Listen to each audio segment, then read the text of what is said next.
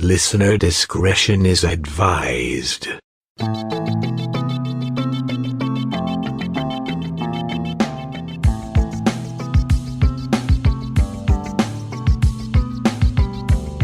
True crime can be strangely fascinating. This true crime is odd, macabre, and haunted. I'm Diane, your guide into the shadows. Welcome to Phantasmal Crime.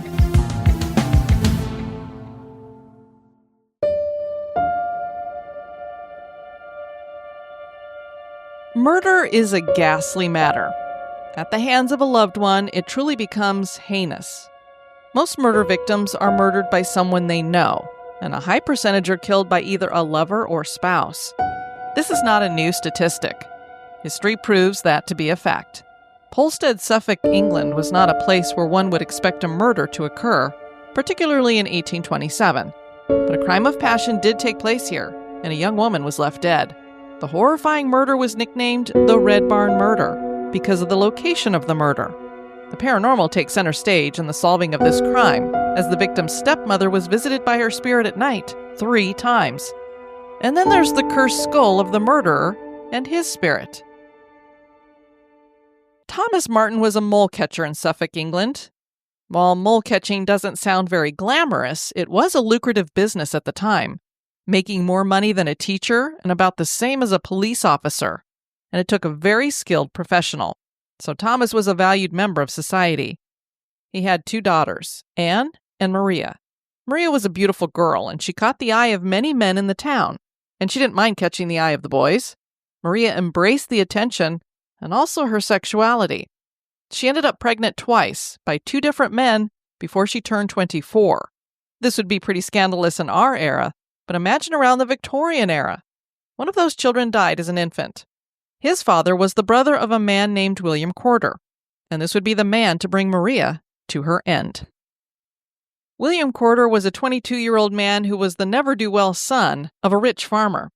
Corder was a thief and a fraudster, and he embarrassed his father when he made a fraudulent sale of his father's pigs. His father sent him away to London in disgrace. Tragically, shortly thereafter, William lost 2 brothers and his father. And then another brother named Thomas died while crossing a frozen pond. All 4 deaths happened in an 18-month span. There was no one left to run the family farm, so William returned to Polstead, where Maria was living with her father. The 2 met and hit it off, and Maria was pregnant for her 3rd time and eventually gave birth to William's child. As most girls dream, she saw a future in which she and William would be married, but William wasn't interested in marrying Maria. And there was only one way he saw to rid himself of the woman. William devised an evil plan. He told Maria that it would be best if they eloped, and that they would have to travel to Ipswich to do that. Keep in mind at this time, in the early Victorian era or even before that, it was a crime for a woman to have an illegitimate child. So the fact that she now has had 3, William was like, "You're going to get arrested by the police. You better get the heck out of here. And why don't we go ahead and elope while we're at it?"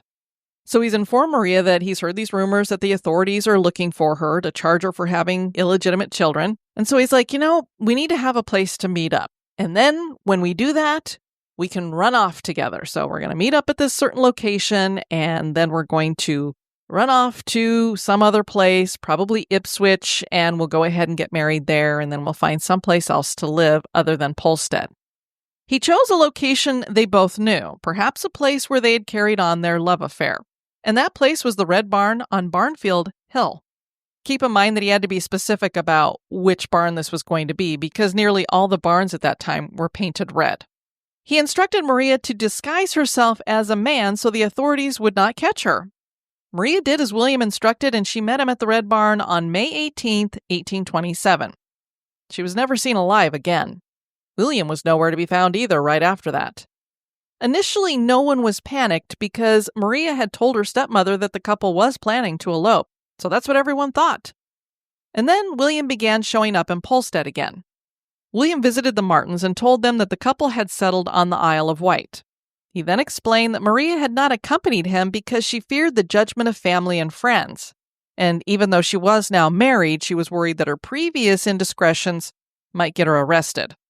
And her family could understand that. William left and returned a couple more times in the future, always without Maria, and he would have some excuse as to why she couldn't join him on the visit. When asked why she didn't write, William claimed that she had hurt her hand. When asked again about the writing on another visit, he would act befuddled and say that Maria had written, so the letters must have gone astray. She was always ill with something also. William's last visit came at the end of harvest, and then he didn't return anymore. The pressure mounting on him to produce Maria probably was the key factor in him not returning again. 11 months had passed since Maria was last seen, and her stepmother began telling people that Maria was dead and that she'd been murdered. When people asked how she knew that, she would answer that her daughter's ghost had been visiting her in her dreams. Based on descriptions, no one is sure whether Maria's stepmother was just dreaming and getting visitations in the dream, or whether she was having actual nightly visitations by Maria's ghost. Whatever was the case, in our book, both seem to be paranormal in essence. We know that loved ones tend to visit people in dreams after death because it seems to be an easy way for them to come through. It's an easier way to get a message through. So irregardless of whether she was actually there as a ghost or it was just in the mind of her stepmother, something weird was going on here. And there were 3 visits. In those visits, Maria told her stepmother that she had been murdered by William. Reminds us of the Greenbrier ghost, very, very similar. And Maria told her stepmother that she'd been buried at the Red Barn in the corner of the building in a grain storage bin. After the 3rd dream, the stepmother implored her husband Thomas to go to the Red Barn and look for Maria's body. He asked, "Why didn't you tell me this before?" And she just told him, "Well, I thought you'd think I was kind of superstitious and just imagining things. But now that I've had this 3rd dream and they've all said the same thing, I'm positive that she's really there." So Thomas did go. He didn't actually think he was going to find his daughter, but he did. Maria's body was already badly decomposed, as it had been nearly a year since she was murdered. There was a green handkerchief wrapped around her neck that was thought to have belonged to William, and she'd been shot. An initial post-mortem found that she had been shot through one of her eyes, and then she was buried, but not for long. The authorities thought the autopsy had been done too hastily, and so Maria was disinterred, and it was found that she had 2 stab wounds as well, one between the ribs and one in the heart. And it was thought that the green handkerchief around her neck had been used to strangle her. So no one was really sure exactly how Maria came to her end, but it was clear that someone wanted to make sure that she was dead, and that person was William Corder. William had moved on at this point and was attempting to live a new life. He was running the Everly Grove boarding house in Brentford with a woman who was his wife. He came by this wife by actually placing advertisements in the Morning Herald and the Sunday Times. Can you believe this guy? He knocks up some young girl, tells her, "Oh yeah, I'm going to go ahead and elope with you," and then murders her. And then he has the audacity to put an ad out to get himself a wife. Let me share that ad with you now. Matrimony. A private gentleman aged 24, entirely independent, whose disposition is not to be exceeded to any female of respectability, and willing to confide her future happiness in one every way qualified to render the marriage state desirable, as the advertiser is in affluence. The lady must have the power of some property which may remain in her own possession. Should this meet the eye of any agreeable lady who feels desirous of meeting with a sociable, tender, kind, and sympathizing companion, who just kills women, they will find this advertisement worthy of notice. Honor and secrecy may be relied on. He received more than 93 replies. The constable in Polstead found out the address for the boarding house and handed it over to a London police officer named James Leah. This officer would later work on the Spring Hill Jack case. Officer Leah went to the boarding house under the pretext that he was looking for a place where his daughter could stay. William was sitting at breakfast with his family, and Leah took him aside and told him that he was being arrested for the murder of Maria. William pretended that he did not know Maria, but plenty of evidence was found at the boarding house. Maria's reticule was there. That was a small handbag. So clearly he knew her. There were also a pair of pistols found and a sword, which was later to have been found sharpened at Corder's request just before the murder. William was tried at Shire Hall. Tickets had to be issued because so many people wanted to attend the trial. The judge even had a hard time getting into the courtroom due to the crowds. Women were barred from the courtroom, and so many of them carried ladders to the courthouse and climbed on top of the roof so they could catch a glimpse of the murderer. Their numbers on the roof threatened to cave it in, and so they were allowed to come into the courtroom. Corder pleaded not guilty and was charged with murder committed using both a pistol and a sword. As I said before, Maria could have been strangled as well, but since no clear cause of death could be ruled upon, the prosecution went with the pistol and sword. Corder, for his part, claimed that he did indeed meet Maria at the Red Barn, but that when he left her, she was very much alive. He claimed that he heard a gunshot as he walked away. Corder said he ran back and saw Maria with a self-inflicted gunshot wound from one of his guns that she had brought with her. She was devastated over losing him, and she was pregnant yet again and ashamed. The fact that she already had 3 illegitimate children made the idea that she was ashamed preposterous. Corder said he buried her body because he knew nobody would believe him. He claimed the stab wounds were just shovel injuries from her being disinterred. William was found guilty after the jury deliberated for only 35 minutes and sentenced to death. And an interesting snippet was added to the sentence. William was to be dissected after his execution. And this was pretty much a standard practice back in the day that convicted and executed murderers would be handed over to the medical community for dissection. This guy, who was so brave when it came to murdering a woman, showed his bravery when it came to his execution as well. He was unable to stand up, so he had to be given support. Newspapers reported that he looked wildly around. Some records claim that as many as 20,000 people came to witness the execution. I've seen 7,000, I've seen 12,000, and I also saw the 20,000. He was hanged just before noon, and it took quite some time. He did not hang right away. They didn't snap his neck, so the executioner had to jump on his body and pull it down so that he would strangle a little bit more quickly. It was pretty gruesome. His body was taken to Shire Hall, where it was slit open and put on display. It's another thing they used to do with killers back then. They would slice them open at the chest and kind of flay them open and then just leave them for people to file by. And then later on, they would take the body for dissection. And people did file by for hours. Cambridge University conducted the dissection before a group of students. A book bound in Corder's skin is on display at Moyses Hall Museum in Bury St. Edmunds. This museum contains many grim reminders of the Red Barn murder, including Corder's death mask, which seems to be twisted in terror as well. The Hunterian Museum put his skeleton out for display, and there it remained until 2004, when the bones were cremated. The Hunterian Museum is known for its morbid displays and considered a very creepy place to visit. The Victorians had different sensibilities when it came to murder. While our modern era is clearly fascinated with true crime, the idea of a John Bonet the musical is abhorrent to most of us. This wasn't the case for the Victorians. They not only wandered through crime scenes and snatched up souvenirs, and they did that with the Red Barn. That place was completely dismantled with people taking it apart for souvenirs. Many big crimes were written as plays and penny dreadfuls, which were originally called penny bloods. The Red Barn murder was one of them.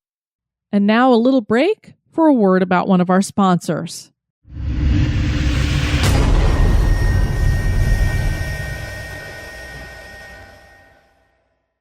Judith Flanders details this in her book, The Invention of Murder, How the Victorians Reveled in Death and Detection and Created Modern Crime. It's a great book. I encourage you to read it. She describes some kind of camera obscura demonstration that was going around, and I'm going to share this from her book. Technically, a camera obscura is a box with a lens which projects an image of a place or a person onto a flat surface. They were frequently used by artists at the time for sketching from nature. It may be that here the term is used to describe some form of peep show using projections. George Sanger, later the proprietor of one of Europe's largest circuses, self-ennobled as Lord George Sanger, as a boy in the late 1820s and 1830s, toured fairgrounds with his father. Their peep show, Murder in the Red Barn, had pictures pulled up and down by strings, lit at night by candles. And apparently Sanger wrote of this, I stood outside and asked the folks to walk up and see the only correct views of the terrible murder of Maria Martin. They are historically accurate and true to life. See how the ghost of Maria appeared to her mother on 3 successive nights at the bedside. When we had our row of spectators getting their pennyworths from the peepholes, I would describe the various pictures as they were pulled up into view. The arrest of Quarter was always given special prominence as follows. The arrest of the murderer Quarter as he was at breakfast. Observe the horrified faces, and note also, so true to life are these pictures, that even the saucepan is shown upon the fire and the minute glass upon the table timing the boiling of the eggs. So imagine this young boy who's sharing all of this stuff. And then there were these things called gaffes. Well, we use that term to say somebody just said something wrong and that they shouldn't have said that or whatever. It's a gaffe. These were actually inexpensive productions for the working class in small theaters during the Victorian era. Let me tell you a little bit more about that from Flanders' book as well, and how the Red Barn murder was one of these gaffes. From the outset, fairs loved the story of the doomed Maria Martin. The journalist Henry Mayhew interviewed a strolling player who performed the Red Barn murder at a fair in cavalier costume. Reality was not the key, excitement was. The whole country was getting younger. At the end of the 18th century, 17% of the population was between 5 and 14 years old. By the 1820s, it was 25%, and almost half the population was under 20. This was an audience worth catering to. Even if, individually, they had almost no money, collectively they could create riches. For many children, however, even minor theater was out of reach. A place in the gallery of somewhere like the Britannia Theatre in Hoxton appeared cheap to the middle classes, but it cost between 3 and 4 pence. A significant sum to the less fortunate. Instead, many boys and girls frequented illegal, unlicensed penny gaffes, housed in disused shops and turned into theaters by erecting a rough stage at one end, with the remaining space filled with benches. In 1838, it was estimated that there were about 100 gaffes in London, each with a capacity of 100 to 150 per sitting, with up to 9 daily sittings. Thus, attendance in any 24 hours was at the least, and in London alone, 50,000 people. The audience, almost entirely under the age of 16, were given, for their penny, 3/4 of an hour of some abbreviated play, 2 further pieces of about 20 minutes each, and a song. Much of the material was a debased version of what the regular theater showed, and a great deal of it was obscene, keeping in mind these are kids watching this. There were no playbills, only a board with details of the evening's entertainment outside. One example was, on Thursday next will be performed at Smith's Grand Theater, The Red-Nosed Monster or The Tyrant of the Mountains, to conclude with The Blood-Stained Handkerchief or The Murder in the Cottage. Marionettes were frequently on the bill at the gaffes and at fairs across the country. By the 1870s, some marionette companies were substantial outfits, having 5 or 6 wagons touring in annual circuits, performing on stages set up at each stop for up to 700 people nightly. Thomas Holden, a late Victorian puppeteer, had a stage that was 8 feet deep and a proscenium arch 14 feet across. That's pretty big. Maria Martin was one of the touring staples in the repertory of companies in the Midlands, Yorkshire, Wales, and even into Europe. The Times report of a police raid on a penny gaff in 1844 noted that the play being performed by automaton figures made to move with wires was Maria Martin or The Red Barn Murder. The police took into custody not only 83 audience members, but also the wretch Quarter and his victim Maria Martin, also the figure of death. Later, Clun Lewis, the proprietor of a long-lasting marionette company, claimed that Quarter's son came to see his family perform. Charles Middleton, another proprietor, countered by saying that in the 1860s, his company had from delicacy refrained from performing in Colchester, where a surviving Quarter lived. So these Victorians definitely had an interesting way of getting their true crime. Now, of course, we just have true crime podcasts and shows on TV. Could or could not be the same thing, but I have to say, including marionettes in such plays almost seems to be advertising to children. So I think we are maybe just a step above that these days. There were rumors that William's skull, which had been added to a collection of Red Barn memorabilia, was cursed. There was a man who lived in Suffolk, England, who enjoyed collecting the macabre and things related to the paranormal named Gregory Aspach. This was much to the chagrin of his housekeeper, Miss Milne. A gravedigger named Dan Sykes came to his door in 1957 seeking to sell him an object in a battered metal box that clearly seemed to have been buried in dirt for a long time. Sykes told Gregory that he had unearthed the box at St. Giles Cemetery. The box was opened, revealing a large skull that had its lower jaw wired to the upper, and this was a clear indication that the skull had been in the hands of a medical school at one time.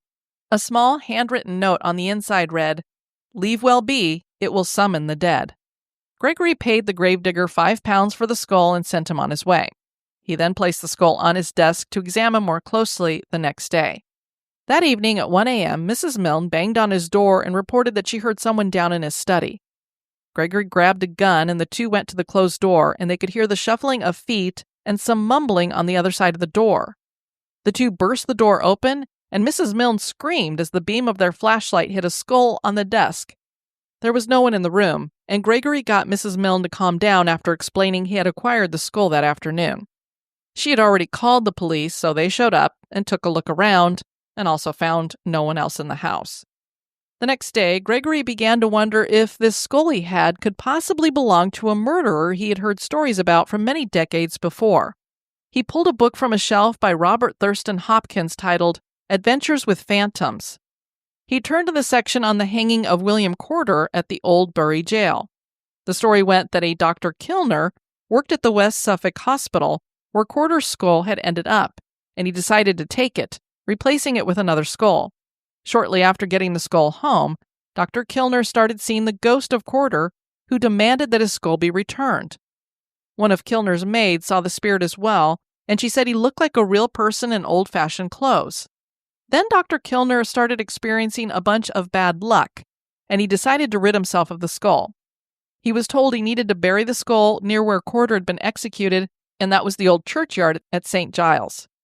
He had a friend help him give the skull a Christian burial and never experienced anything bad again after that, and it is thought that he's the one who wrote the note that went with the skull. Rather than being scared of the skull, Gregory was intrigued by the idea that this skull could actually belong to William Corder. A few days later, he had a bit of bad luck. An electrical company he owned shares in had a huge loss. That same evening, Gregory heard footsteps pacing outside his bedroom, and when he opened the door and peered out with a flashlight, there was no one there. Gregory decided to invite a London physicist who was interested in the paranormal to come stay at his house and investigate the skull. This was Professor Wilkins, and after he examined the skull, he asked Gregory why he thought it was Corder's. Gregory explained that clearly this was an anatomical skull because of the wiring, that it had come in a japanned metal box that matched a description in a book, and that the skull definitely seemed to belong to a man in his 20s, which would match William Corder. The professor said that he thought Gregory was probably right. Gregory told the professor that if he could sit all night with the skull, that he could have it. The professor set himself up in the study with the skull that night, and Gregory went to bed. Around 1 a.m., Gregory couldn't sleep, so he went to the study and found the professor in what appeared to be a hypnotic state. Just before he shook the professor, he heard a crash of books behind him.